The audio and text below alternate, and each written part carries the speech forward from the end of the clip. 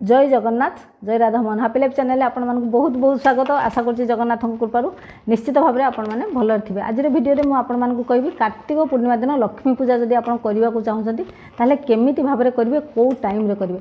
देखो बहुत लोक माने हुए तो कर दीपावली दिन पूजा लक्ष्मी गणेश को पूजा करना ताहले ये जो कार्तिक पूर्णिमा दिन भी आप सन्धार माँ महालक्ष्मी को पूजा कर निश्चित भाव में सामान फल आपन को प्राप्त हम। तो आपण मैंने कहे कि कहीं सामान फल प्राप्त हम सेटा तो अमावास्या थिला एटा तो पूर्णमी थिला।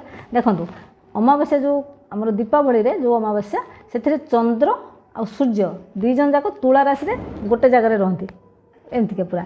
किंतु जो कार्तिक पूर्णमी दिन 15 दिन पर चंद्र और सूर्य तुला राशि एमती जो एमती सामना सामनी रहती है दुई जन एमती माने मुहांमुही रहती। तो से कौन हुए कि से भी सामान फल दब। आ पूर्णिमा तिथि जेहेतु माँ महालक्ष्मी को बहुत प्रिय माँ पूर्णमी तिथि माँ महालक्ष्मी प्रभु श्रीहरि विष्णु सहित गरुड़ वाहन में पूरा पृथ्वी भ्रमण में आसती।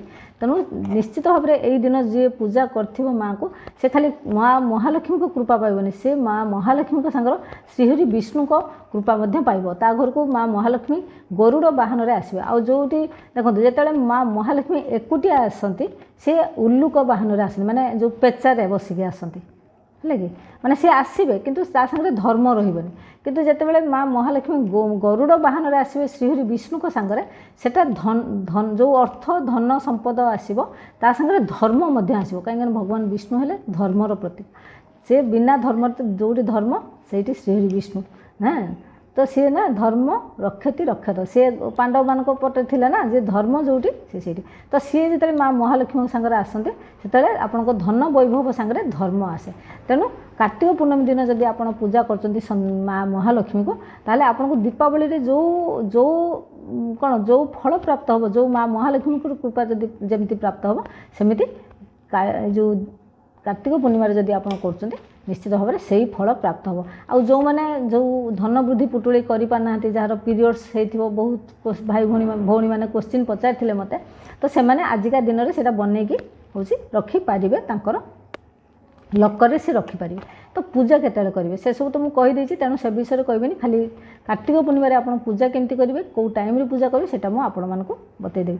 देखो कार्तिक पूर्णिमा अमृत काल रोचे 5:38 ରୁ 7:04 संध्या है कि सेदिन कार्तिक पूर्णिमा तो रोचे सकाळ 6:20 आरंभ हो राति 2:52 पर्यंत किंतु संध्या बेलर जो अमृत काल रोचे से 5:38 ରୁ 7:04 पर्यंत हूँ रोचे संध्या। तो आप यही टाइम माँ को पूजा करेंगे। किंतु सेथर आम काली पूजा पूजा करूँ लक्ष्मी गणेश को आ नारायण को भी पूजा करूँ एथिरे आप लक्ष्मी नारायण को पूजा करेंगे है कि आउ एथिरे पूर्णिमा तिथि खीरी निहाती बनइबे। अच्छा चैनल को सब्सक्राइब करना जदि सब्सक्राइब करना ताले सब्सक्राइब करूँ बेल आइकन प्रेस करूँ वीडियो भल लगे लाइक शेयर करूँ।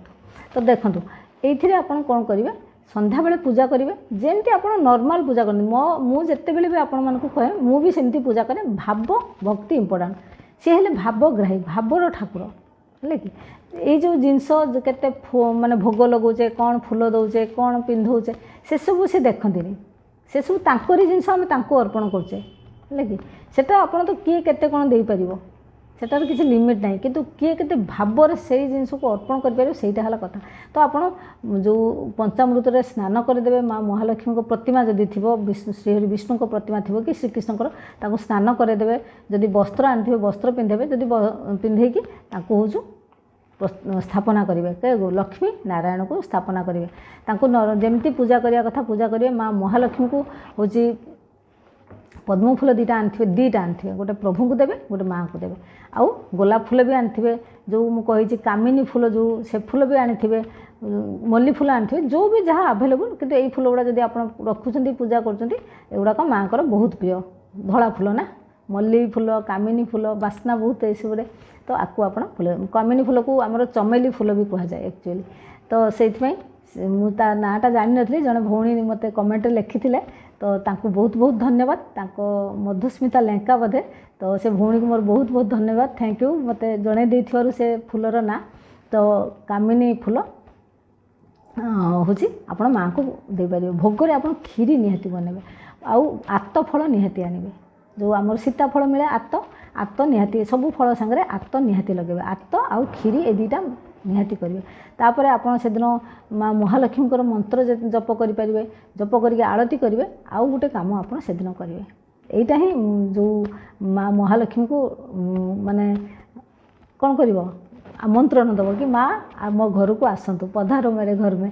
तो ये हूँ सीटा आपड़ कौन करेंगे, पूजा करेंगे, आरती कर सारे तापर आप चाउल बाटिक थे, चाउल जो अरुआ चाउल बाटी थे से हलदी मिसेकी आपड़ दांड दुआर गोटे गोटे पाद हो पछे माँ को आंकिकी आसवे, मैंने पूजा सरलापर आंकवे, पूजा पूर्व नुहे, पूजा सर माँ को आ प्रभु को आवाहन करेंगे, माँ मो घर को आस कर सारिकी आप गोटे गोटे पाद दांड दुआर से हलदी मिसा जो चाउल बटा है कि से गोटे गोटे गोटे गोटे पाद आंकिकी आपण घर को माँ को लेकिन आसवे, जोटी आपंकर ठाकुर रखिंट माने जोटी श्री विष्णु और माँ को स्थापना कर।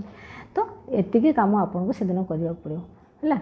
राति अनिद्रा हवा को ना कि ना, खाली माँ को मंत्र आप जपिबे दिन सारा। आउ सेदिन सबुठ बड़ कथा है ना क्रोध करेंगे, ना मिथ्या कहे है, ना झगड़ाझाटी करेंगे है। दिन सारा माँ को ना जपिबे, ओं लक्ष्मी नारायणाय नम, ओं लक्ष्मी नारायणाय नम आपको जपी पारे है कि विष्णवे नव माँ को मंत्र ओं श्री श्री नम जिते आप जपी करेंगे। तो ये जो जो जो सिंपल उपाय मु बतैली लक्ष्मी पूजार आपको आप करूँ। आ सेदिन गणेश जी को गणे आ गोटे कथा मुझे कहूँ, गणेश जी माँ महालक्ष्मी सांगे केवल काली पूजा दिन पूजा पाइबे, आ वर्ष सारा तांको पूजा करेंगे ना। वर्ष सारा गणेश जी माता गौरी सांगे पूजा पाती है। तो तेणु कार्तिक पूर्णिमा दिन आप श्रीहरि विष्णु और माता लक्ष्मी को पूजा करेंगे है। आउ जदि आप धन वृद्धि पोटुली करना ताले काली जो कार्तिक पूर्णिमा दिन भी आप बनई कि नेक्स्ट डे रे आप हूँ लकर रखिपारे, किसी प्रोब्लेम ना है। तो आज वीडियो मुझे शेष कर आशा कर सब भाई भौणी मैंने निश्चित भाव में वीडियो को लाइक करेंगे और पूजा करेंगे माँ महालक्ष्मी को। जय जगन्नाथ।